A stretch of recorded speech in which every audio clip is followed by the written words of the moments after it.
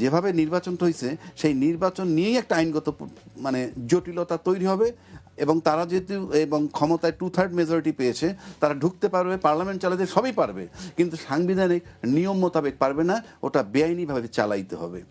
আর এই প্রতিশ্রুতি দেওয়া যদি গণভোট মোতাবেক যদি সংবিধান সংস্কার করা না হয়, তাহলে সেটার যে কনসিকুয়েন্স কি সেটা আমরা বলতে পারবো না, সেটা সময় বলে দিবে। তবে এখন একটা কথা খুব জরুরি, দায়িত্বশীল একজন মন্ত্রী বলছে যে আমরা গণভোটে রাজি না হইলে নির্বাচনই হইতো না। এই যে কথাটা বলছে এটা কিন্তু একটা প্রতারণামূলক কথা, অর্থাৎ আপনি এটা বলতে পারেন না। এবং আমি মনে করি এই ধরনের কথা পার্টির চেয়ারম্যানের খুব গুরুত্ব সহকারে দেখা উচিত, যে আমি যেখানে বললাম হাতে ভোট দিতে, সেখানে আপনি বলতেছেন গণভোটে ভোট না দিলে নির্বাচন পেতাম না। এই যে কথাটা বলল, এগুলো আমার কাছে মনে হয় তাদের আভ্যন্তরীণভাবে এটা সুরাহা করা দরকার, এক। আর দুই, গণভোটের মূল্যায়ন করা দরকার, কারণ গণভোটটা হইল সবার জন্য। ইতিমধ্যে তো নির্বাচিত সরকার বলাই শুরু করছে যে আমরা খুব ভঙ্গুর অবস্থার মধ্যে আসছি, সমস্ত প্রতিষ্ঠানগুলা ভঙ্গুর, পুলিশ বলেন, যত প্রশাসন বলেন, সব। তো এই কথাগুলো তো ওনারা আগে বলেন নাই, তখন তো আমরা শুধু নির্বাচনের কথাই বলছি। তখন কি আমরা একবারও ভাবছি? তখন কি আসলে জানার সুযোগ ছিল? এখন বর্তমানে সরকার যে অবস্থায় আছে, ওই সরকার আসার পরে যতগুলো আন্দোলন ফেস করছে এই দাবি দেওয়া নিয়ে, এখন পর্যন্ত কোনো দাবি দেওয়া নিয়ে কেউ নামছে? এই সরকার আসার পর বলবেন রোজার মাস, আমি দেখি রোজার মাসের পরে দেখবো নামে কিনা, তখন বুঝতে পারবেন। সুতরাং এই আলোচনা আমি এখন যেতে চাই না। এইবার আসেন পুলিশের বিচার, যেটা আপনি বলছেন। পুলিশের বিচার আপনি করবেন না কেন? আপনি যে কোনো হত্যার বিচার আপনি করবেন, কিন্তু আপনি যে পার্টিকুলার অমুক বিচার তমুক বিচার নিয়ে আসেন, আপনি তো ইন্টারলিঙ্ক সব। এই যে জুলাই আগস্টের ঘটনা, জুলাইয়ের ঘটনা থেকে শুরু হইতে হইতে হইতে হইতে সরকার অপসারণ হয়ে গেল, তারপরে পুলিশ হত্যার যে ঘটনাগুলা, এটা তো পুরা একটা সার্কেল। মানে কেন হইল সবটা আপনাকে বিবেচনায় নিতে হবে। আপনি খণ্ড একটা বিষয় নিয়ে যদি নেন যে মাহবুবেরে আমি ঘুষি মারলাম, আপনি এই ঘটনাটা নিয়ে নিলেন, কেন আমি তাকে ঘুষি মারলাম, তার পিছনের বিষয়টা কি, সেটাও আপনাকে একই সময় নিয়ে আসতে হবে। তাইলে আপনি ন্যায় বিচার পদ্ধতি, অবশ্যই আপনার সমস্ত হত্যার বিচার করা জরুরি। এখন আপনি পার্টিকুলার পুলিশ হত্যার বিচার যেমনি বলছেন, একইভাবে আমাদের ওই বিচারগুলো তো আসতে হবে। এই যে প্রসিকিউটর চেঞ্জ হয়ে গেল, ওখানে আইসিটিতে বিচারের বিষয় আছে, সেই বিচারের ব্যাপারে কিন্তু আমরা এখন পর্যন্ত ঈশ্বরের কাছ থেকে খুব জোরালো কোনো বক্তব্য। বিচার হবে এক জিনিস, যেমন আজকে প্রথম আলোতে কালকে গেল আমাদের হোম মিনিস্টার সাহেব, ফাইন, সুন্দর বক্তব্য রাখছেন যে এটা 2 মাসের মধ্যে পুলিশ রিপোর্ট দিতে হবে। এই যে এরকম 2 মাসের মধ্যে পুলিশ রিপোর্ট দিতে হবে, 2 মাসের মধ্যে পুলিশ হত্যার রিপোর্ট দিতে হবে, একইভাবে 2 মাসের মধ্যে আইসিটির পুলিশ রিপোর্ট দিতে হবে বা তদন্ত রিপোর্ট, এই একইভাবে সবগুলো চলুক, সেটাই আমাদের প্রত্যাশা। ইনকামের দিক থেকে ফ্যাসিস্ট হাসিনা আপার ভাষায় আপা যেটি বলছিলেন যে গত সরকারের যে ইনকাম বা দুর্নীতি, সেই দুর্নীতিকে ছাপিয়ে গেছে অন্তর্বর্তী সরকারের বেশ কিছু মানুষ বা অন্তর্বর্তী সরকার। বেশ কিছু উপদেষ্টাকে আমরা দেখেছি যারা ছাত্র উপদেষ্টা, তারা প্রায় 1000 কোটির বেশি টাকা তাদের কাছে এখন রয়েছে। তাদের অনেকে নির্বাচন করলেন এবং তাদের বাড়িঘর আগে যেখানে ভাঙা ছিল এখন সেখানে আমরা বিল্ডিং দেখতে পাচ্ছি। আপনার কাছে কি মনে হয় এই যে অল্প দিনে তারা এত সম্পদের মালিক হলেন, এত অর্থের মালিক হলেন, আবার এই যে অন্তর্বর্তী সরকার অর্থনীতির যে স্থিতিশীলতা সেটি ধরে রাখার পরও শেখ হাসিনা যে প্রকল্পগুলো রেখে গেছিলেন, সেই প্রকল্পের যে ব্যয়গুলো ছিল, সেই ব্যয়ের চেয়ে কয়েক গুণ ব্যয় বেড়েছে অন্তর্বর্তী সরকারের আমলে। সেই একই প্রকল্পের ব্যয়গুলো অনেক বেড়েছে। এগুলোকে আপনি কিভাবে দেখছেন? আমি বুঝলাম না, অনেক লম্বা প্রশ্ন করলেন আপনি। দুর্নীতি করছে, সহজ জায়গায় থাকি দুর্নীতি করছে। একটা সহজ জায়গাটা হলে তারা দুর্নীতি করছে, আর তো কঠিন জায়গা নেই, সবচেয়ে সহজ জায়গা দুর্নীতি করছে। 1000 কোটি হোক আর 1 টাকা হোক, দুর্নীতি করছে। প্রথম কথা হইল যে হাজার কোটি টাকা দুর্নীতির খাতগুলা কোথায়? আমি একবারও বলি না তারা দুর্নীতি করেন। আজকে আমি মন্ত্রী হই, মাহবাই মন্ত্রী হোক, ভ্রুঙ্গামারিতে তার আত্মীয় কি আছে, তার গাড়ির ড্রাইভারও টাকা ইনকাম করবে। Nothing new in Bangladesh. এই বাংলাদেশ আমরা এইভাবে চলি। আমরা 25 কোটি 30 কোটি টাকা এমপি ইলেকশনের জন্য 50 কোটি টাকাও ব্যয় করি। কেন করি? আপনার একটা রাষ্ট্র মাথাগুলো দেখতে হবে, এই ব্যয়টা কেন করি? আমি কি পাগল? আমি কি অসুস্থ? কেন ব্যয়টা করি? কেন? রিকাভার হবে। কোন সংসদ সদস্য সংবিধান মোতাবেক তার কাজ করেন না, উনি ডেভেলপমেন্ট ওয়ার্কে চলে যান। সাংবাদিকরা যখন ইন্টারভিউ নেয় নির্বাচনের সময়, কেউ গিয়ে প্রশ্ন করে না আপনি তো এমপি হবেন, হ্যাঁ, আপনি কোন আইনটা করা দরকার বলে কোন আইনের ঘাটতি আপনি মনে করেন? না, প্রশ্ন করে আপনি আপনার এলাকায় কি কি উন্নয়নমূলক কাজ করবেন। এটা তার না, এই কাজ তার না। সংবিধান বলে দিছে তাদের কাজ কি। সে কারণে আমি বলছি দুর্নীতি অবশ্যই খুঁজছে তারা, এবং করবে। কেন করবে? এরা কারা? এদের বাপ দাদা চাচা কারা? এদের বাপ তো এই বাংলাদেশেরই লোক। বাপ যদি দুর্নীতি আপনি তার পোলা কি ফেরস্ত হয়ে যাবে? নানা দুর্নীতিবাজ তার নাতির কাছে আপনি একটা ফেরেস্তা আশা করেন 5 তারিখের পর 6 একটা আমরা রোবটিক আশা করি, মনে কি একটা কম্পিউটারের মতো। মানে 5 তারিখ এই দেশের লোক ছিল সব শয়তান, 6 তারিখ থেকে যারা ক্ষমতা তারা ফেরেস্তা হয়ে যাবে। এটা একটা আজগুবি চিন্তা ভাবনা। অফকোর্স দুর্নীতি যদি করে থাকে পাই টু পাই আপনারা ধরেন, পাই টু পাই তাদের বিচার করেন। তারা আছে দেশে, 1000 কোটি 100 কোটি ধরেন না কেন? এখন তো নির্বাচিত সরকার, এত তড়িঘড়ি করে নির্বাচিত সরকার তো অনেক দায়িত্বপূর্ণ কাজ করছেন, তাহলে করেন না কেন? ধরেন না কেন? আমরা চাই, আমরা ওয়েট করি, দেখি। আসেন এইবার পুলিশ একটা ছোট ছোট জবাব দিচ্ছি। আপা বলছেন পুলিশের পোশাক বদল। পুলিশের পোশাক আমার কাছেও ভালো লাগে নাই। আচ্ছা, বদল করছে, ব্যাপক আলোচনা হয়েছে। আমি আর মাসুদ কামালও টকশো করছি এই পোশাক নিয়ে। সেখানে আমি বলছি এই যে পোশাকটি নিয়ে এত আলোচনা হচ্ছে, এটা নাকি ওনার কাজ না বলে। আমি ভাই লজিক্যাল মানুষ, বাস্তবতায় আছি। রং পছন্দ হয় নাই আমারও, কিন্তু তার কাজ না, অ্যাবসলুটলি রং। অন্তর্বর্তীকালীন সরকার মানে হচ্ছে কি, একটা সরকার চলে গেছে আর একটা সরকার নির্বাচিত হয়ে আসবে, এর মাঝখানের সময়টা সে কমপ্লিট সরকার, পূর্ণাঙ্গ সরকার। একদম পূর্ণাঙ্গ সরকার বলতে যা বোঝায়, সে তত্ত্বাবধায়ক সরকার ছিল না, অন্তর্বর্তীকালীন সরকার। সুতরাং সে পুলিশের ডিসিশন নিতেই পারে, কিন্তু রাইট রং মানে কাপড় ভালো হইল কিন্তু অন্য প্রশ্ন। আসেন বিডিআর বিজিবি, বিডিআর এর নাম বদলে যখন বিজিবি লেখা হইল এবং পোশাক বদল হইল, আমি কোনো পত্রিকায় নিউজ দেখিনি এই বাংলাদেশে, কেউ এটা নিয়ে সমালোচনা করে নাই। বিডিআর আতঙ্কিত একটা নাম ছিল, বিডিআর বর্ডারে, সেটাকে আমি বিজিবি করে ফেলেছি। পোশাক পরিচয়কে কেউ কথা বলেনি। কেন বলেনি?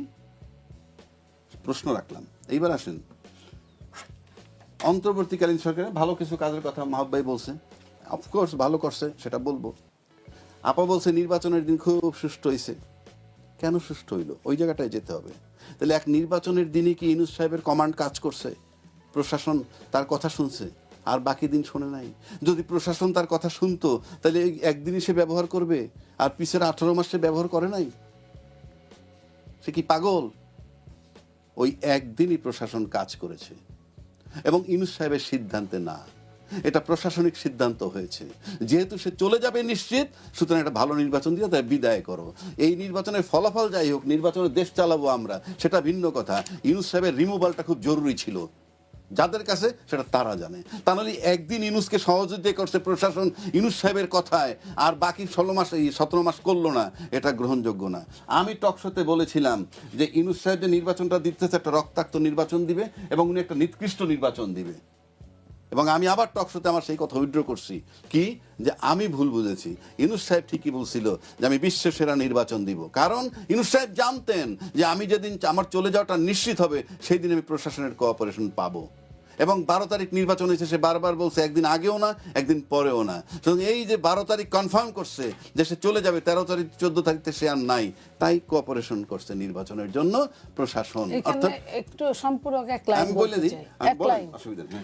সেটা হলো শুধু ইউনূস সাহেবের উপর এই নির্বাচন ডিপেন্ড করে না, এটা সেনাবাহিনীর উপর ডিপেন্ড করেছে। তাই বলতেছি, সেনাবাহিনী এইটার ধন্যবাদ পাওয়ার যোগ্য। শুধুমাত্র আমি ধন্যবাদে যাচ্ছি না, আমরা যে বিতর্কটা আছি, ইউনূস সাহেবের কোনো রোলই ছিল না এই নির্বাচনে প্রশাসনের সহযোগিতায়। তার মানে হলো ওই একদিনই সে প্রশাসনের সহযোগিতায় পেয়েছে। আর যদি বলেন বাকি দিন পায় নাই কেন, প্রমাণ দিয়ে দিচ্ছি। কালের কন্ট্রাক্টে ইন্টারভিউ দিয়েছিলেন আমাদের রাষ্ট্রপতি সম্প্রতিকালে, সেখানে তিনি বলছেন তাকে কারা রাখছে, বলছে বিএনপির সহযোগিতা রাজনৈতিকভাবে আমি পেয়েছি আর আর্মির সহযোগিতা আমি পেয়েছি।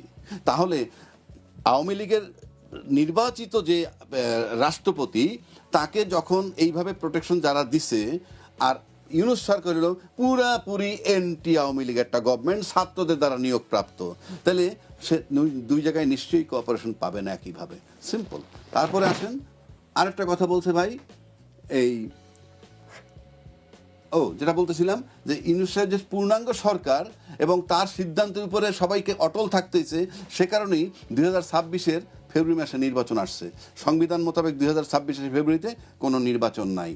আরেকটা কথা আসি, ভাইয়ের সাথে কোঅপারেট করতেছি আমি, এই মাহবুব ভাই, যে বাংলাদেশ ব্যাংকের গভর্নর, বাংলাদেশ ব্যাংকের গভর্নর শুধু বিএনপির গভর্নর নয়, সে বাংলাদেশের ব্যাংকের গভর্নর। আর বাংলাদেশ ব্যাংকটা মানে হচ্ছে অর্থনীতির মূল চালিকা শক্তি, যেখান থেকে অর্থ নিয়ন্ত্রণ করবেন, অর্থনীতি বাস্তবায়ন করবেন, মুদ্রা ছাপানোর প্রয়োজনে ছাপবেন, তাতে মুদ্রাস্ফীতি হয় কিনা সেই খেয়াল রাখবেন, আপনি ডলার রিজার্ভেশনের চিন্তা ভাবনা করবেন, একটা বিশাল কাজ। এবং মুন্সির সাহেব সম্পর্কে উনি যা বলছে এরপর কিছু বলার থাকে না, উনি আন্তর্জাতিক মানের একজন অর্থনীতিবিদ, প্লাস ওনার গুণকীর্তন উনি বললেনই যেটুকু 25 বিলিয়ন থেকে 35 বিলিয়ন করছেন ওনার সময়। এখন আসেন, আপনি যদি সরকারে আসেন আপনি অবশ্যই বদল করতে পারেন, কিন্তু আপনি যদি ভাবেন একটা দেশের সরকার টিকে থাকে অর্থনীতির ভিত্তির উপর, সেই অর্থনীতির ভিত্তির উপর টিকে যদি আপনি থাকেন, তাহলে আপনাকে আবু মনসুর সাহেবের আপনার পছন্দ নাই হইতে পারে, হ্যাঁ, যে ওখানকার যে থাকবে সে আমাদের প্রতি লয়াল হইতে হবে, কিন্তু সে একটা যোগ্য লোক। আমি তার যোগ্যতা অযোগ্যতা নিয়ে কোনো প্রশ্ন আনবো না, কিন্তু তার যে জায়গাটা আমি মিন করতেছি সেই জায়গাটা হলো নাম্বার ওয়ান, উনি একজন ব্যবসায়ী। একজন ব্যবসায়ী যখন ব্যাংকের দায়িত্ব পাবেন, শুধু বাংলাদেশ ব্যাংকের গভর্নর ওইটার না, টোটাল বাংলাদেশ সমস্ত ব্যাংকের বস হয়ে যান সে, তার মাথায় ফুল টাইম তার বিজনেস থাকবেই, কনফ্লিক্ট অফ ইন্টারেস্ট যাকে বলা হয় থাকবেই, আপনি এটা মাথার থেকে সরাতে পারবেন না। আমার মাথার থেকে আমি লয়ার সরাইতে পারবো না, আজিজ ভাই তার মাথার থেকে সরাইতে পারবে না, উনি সাংবাদিক, সুতরাং ওনার মাথায় এটা কাজ করবে। 3 নম্বর আসেন, উনি ব্যক্তিগতভাবে উনি একজন ঋণ খেলাপি, 89 কোটি টাকার ঋণ ওনার আছে, ওনার তো নৈতিক দায়িত্ব ঋণ রিকভারি করবেন। বাংলাদেশ ব্যাংকের গভর্নর যিনি হবেন, ইনি তো সমস্ত ব্যাংকের ঋণ খেলাপি কারা সেটা নিয়েও কাজ করবেন। আমি নিজে যখন ঋণ খেলাপি, তখন তো আমার নৈতিক সাহস ভয়েসটাই থাকবে না কমান্ড দেওয়ার, যে আপনি ঋণ খেলাপি টাকা দেন, আমি নিজে ঋণ খেলাপি, তো আপনি জেনে শুনে ঋণ খেলাপি ঋণ রিকভার করার জন্য যে দরকার টাকা, সে টাকার দায়িত্বটা পুরো তাকে দিয়ে দিলেন, কারণটা কি? এটা আমার কাছে কোশ্চেন মার্ক। আপনি পারবেন না, অ্যাটলিস্ট সে সব দিক দিয়ে কোয়ালিফাইড, আমি ধরে নিলাম সুপার কোয়ালিফাইড, যেহেতু ঋণ খেলাপি, তার মানে কি একজন ঋণ খেলাপি ঋণ রিকভারি করে টাকা দিয়ে, সেই টাকার জায়গাটায় আমরা বসায় দিলাম তাকে, এটা নৈতিকভাবে গ্রহণযোগ্য হলো না, কোনোভাবেই হলো না। বিএনপিতে নিশ্চয়ই আরও যোগ্য লোক আছে এরকম ক্লিন, এই জায়গাটায় আমি দ্বিমত করছি এবং দ্বিমত রেখে গেলাম। জি ধন্যবাদ। আবারও আপনার কাছে আসবো, জনাব মাহবুব আজিজের কাছে ফিরতে চাই। অন্তর্বর্তী সরকারের সময় মব সহিংসতা ও গণপিটুনির কারণে আতঙ্কে থাকতেন সাধারণ মানুষ, এবং সে সময় বলা হয়েছে যে এই মবকে মব বলা যাবে না। সেই মবের কারণে বা মবকে ভয় পেয়ে যারা উপদেষ্টা ছিলেন তারা এখন খুব একটা জনসম্মুখে আসছেন না। আপনার কি মনে হয় তারা এই মবকে কেন ভয় পাচ্ছেন? জি দেখুন, এই প্রসঙ্গের আগে এটা কিন্তু রাজনৈতিক বিশ্লেষকরা বলছেন। নিশ্চয়ই রাজ্জাকি ভাইয়ের কয়েকটা প্রসঙ্গে একটু কথা বলে নেই। উনি বললেন যে সরকারের লোকজন তো দুর্নীতি করবেই, কারণ বাপ দাদারা দুর্নীতি করেছে, এটা এমন কিছু নাই, হচ্ছে তাই বলছি। হ্যাঁ, তো হচ্ছে বলেই তো গণ অভ্যুত্থানটা হয়েছিল, মুক্তিযুদ্ধ সেটা বললাম যে 5 তারিখের পর তো সব শুধু ফেরত 5 পাবে না। তারিখে না, বারবার গত 54 বছরের যত আন্দোলন, এই দেশটাই স্বাধীন হয়েছে তার বিরুদ্ধে এবং এই দুর্নীতির বিরুদ্ধে। কাজে এইটা বললে হবে না যে অমুকরা করেছে আমরা করব। কাজে আপনি যখন আমি একটু বলি নাই যে তারা না, করবে। আপনি কি বলেছেন আমি তো বুঝেছি, হ্যাঁ, বাংলাতেই তো বলেছেন দুর্নীতি এবং 25 কোটি টাকা ব্যয় করে নির্বাচন করে, সেটা 18 বলেছি। মাস ধরে একটা অন্তর্বর্তীকালীন সরকার দায়িত্বে ছিল, তার কয়েকটা গুরুত্বপূর্ণ দায়িত্ব ছিল, একটিও তারা পালন করেনি। তারা কোনো রাজনৈতিক সরকার ছিল না যে তারা ভারত বিরোধী বয়ান দিবেন প্রতিদিন সকালবেলা ঘুম থেকে উঠে। তারা ভারত বিরোধী কি শুরু করলেন, যে এই ভারত আমাদের সব সময়, ভারত আমাদের নাকি চালায়, এই সরকার পরিচালনা করে, অমুক তমুক, এই সমস্ত উপদেষ্টারা এই সমস্ত কথাবার্তা বলেছেন। বাংলা ভাষা নিয়ে তারা কথা বলেছেন, আমরা দেখেছি যে প্রকাশ্যে গালিগালাজ করা হচ্ছে মাইকে বসে, এমন সব শব্দ যেগুলো এখানে উচ্চারণ করা যাবে না, এই সমস্ত কথাবার্তা আমরা তখন শুনেছি বিভিন্ন মঞ্চের নামে। এগুলো এই সমস্ত উপদেষ্টাদের প্রশ্রয়ে ড্রোন বলে একটা জিনিস শুরু করা হলো, নানান কিছু, 21টা নাকি চলচ্চিত্র বানানো হয়েছে 800 কোটি টাকা ব্যয়ে। এই সমস্ত চলচ্চিত্র কি, যেগুলো মুক্তিযুদ্ধ নিয়ে এখন পর্যন্ত কোনো সরকারিভাবে বড় রকমের চলচ্চিত্র তৈরি হয়নি, যে জুলাই গণ অভ্যুত্থান নিয়ে 21টা চলচ্চিত্র বানাতে হবে এবং এই 18 মাসের মধ্যে। কিন্তু এই 18 মাসের মধ্যে সাগর রুনির হত্যাকাণ্ড নিয়ে কোনো কথা শুনলাম না। এই 18 মাসের মধ্যে দেখলাম সমস্ত মামলা করা হলো, সমস্ত সাংবাদিকদেরকে হত্যা মামলার আসামির মধ্যে ঢুকিয়ে দেওয়া হলো, অমুকের সাথে আমার তমুকের সম্পর্ক। সাকিব আল হাসানকে বাংলাদেশেই আসতে দেওয়া হলো না এক উপদেষ্টার ব্যক্তিগত রাগ। কারণ কি, সাকিব তখন কানাডায় খেলছিলেন, সাকিব নাকি এই শ্যামলীতে কোন রিক্সাওয়ালাকে খুন করে ফেলেছেন, কানাডা থেকে তার হাতে এতই বড় বন্দুক ছিল যে কয়েক লক্ষ মাইল বেগে সেখান থেকে উনি গুলি করে দিয়েছেন। তার মানে এইসব কি, এগুলো কি বাংলাদেশের স্বার্থের পক্ষে গেছে? সাকিবকে না খেলতে দিয়ে, বাংলাদেশ বিশ্বকাপে না খেলতে পেরে আমাদের কি মুখটা খুব উজ্জ্বল হলো, দেশের মুখ খুব উজ্জ্বল হলো? ভারতের একটা আভ্যন্তরীণ লিগ, সেখানে আমাদের একজন খেলোয়াড়কে খেলতে দেয়নি, মুস্তাফিজ নামের এক খেলোয়াড়, সে তার জন্য উপদেষ্টা দাঁড়িয়ে গেলেন এবং তিনি বিরাট দেশপ্রেমিক সেজে বসলেন যে বাংলাদেশ বিশ্বকাপ খেলতে পারবে না। তারপরে এখন তিনি গিয়ে আবার শুরু করেছেন যে উগ্রবাদীরা কি কারণে গণমাধ্যমে হামলা করলেন। দেখেন কি দ্বিচারিতা। আপনি যখন 30 লক্ষ ভারতীয় এখানে কাজ করেছেন, এই আসিফ নজরুল উপদেষ্টা কিন্তু বলেছিলেন 30 লক্ষ ভারতীয় নাকি এখানে কাজ করেন। তারপরে যখন দায়িত্ব পেলেন, ভাই কোথায়, তখন বললো এটাকে বলতে হয় দেখে বলা। তার মানে যখন আপনি বলতে হয় বলেছেন এবং বলে মানুষকে একটা ভারত বিরোধিতার মধ্যে ফেলে দিয়েছেন, দু দেশের ভিসা পর্যন্ত বন্ধ হয়ে গেছে, যারা লেখাপড়া করতো সব বন্ধ। ভাই প্রতিবেশী তো আমি বদলাতে পারবো না, আমি অনেক কিছু বদলাতে পারবো, প্রতিবেশী বদলাতে পারবো না। আপনি সারাক্ষণ যুদ্ধংদেহী অবস্থায় দাঁড়ালে আপনি টিকতে পারবেন? আপনি কি করলেন, আপনার কেবলা দিয়ে দিলেন পাকিস্তানমুখী। সে পাকিস্তানমুখী কি করলেন, আপনারা নাকি ভিসা ফ্রি যাতায়াত করবেন। তো ওই পাকিস্তানে গিয়ে আমাদের কি হবে, কিংবা সেই ভারতেই গিয়ে কি হবে? আমরা তো পরস্পরের চোখের দিকে তাকিয়ে কথা বলতে চাই, সেটা ভারত হোক কি পাকিস্তান হোক। সেই জায়গায় কেন আপনারা 18 মাসে দাঁড়ালেন না? আপনারা কেন ওয়াক ইন ইন্টারভিউ দিয়ে 70,000 টাকার বেতনে চাকরিতে লোকজন নিয়োগ করলেন? এটা কোন দেশের চাকরি ভিত্তিতে আছে? এগুলো দুর্নীতি। এইসব অবশ্যই দুর্নীতির বিচার করতে হবে। এবং আপনি এই যে জাদুঘর 110 কোটি টাকার একটা প্রকল্প খুলে বসেছে গণভবনকে জাদুঘর করার ব্যাপারে, তো এই 110 কোটি টাকার প্রকল্প যে আপনি খুলেছেন, সেটার আবার একটা কমিটি করা হয়েছে। সেই কমিটির সভাপতি উপদেষ্টা নিজেই নিজেকে নির্বাচিত করে দিয়ে গেছেন এবং তিনি এখন ওইটার সভাপতি। বোঝেন অবস্থা। তুগলকি কাণ্ড কাকে বলে? কাজেই এই যে বিষয়গুলো, এই সব কিছুর মধ্যে নানান রকম তালবাহানা ছিল। এবং তালবাহানাটা কি, যে 40% ভোট যেহেতু বিএনপি এবং আওয়ামী লীগ পায়, একটা বড় দলকে আমরা মাইনাস করে দিয়েছি, আরেকটা বড় শক্তি এখানে তৈরি করব। সেই শক্তি কারা? প্রধান উপদেষ্টা নিজেই বলেছেন যে শিক্ষামন্ত্রী হবে তরুণরা, এমপি হবেন তরুণরা, ইত্যাদি অনেক কিছু। কি হলো, সেই তরুণরা গিয়ে একটা সাম্প্রদায়িক দলের সঙ্গে যুক্ত হয়ে গেল। পরে জানলাম তারা গুপ্ত হিসেবে অনেকেই ছিলেন, নানানভাবে তারা হেলমেট বাহিনীতে তারা মুখ লুকিয়ে তারা কাজ করেছেন। সেই সমস্তদেরকে সংসদে বিরোধী দলের আসনে বসিয়ে তারপর প্রধান উপদেষ্টা তার দলবল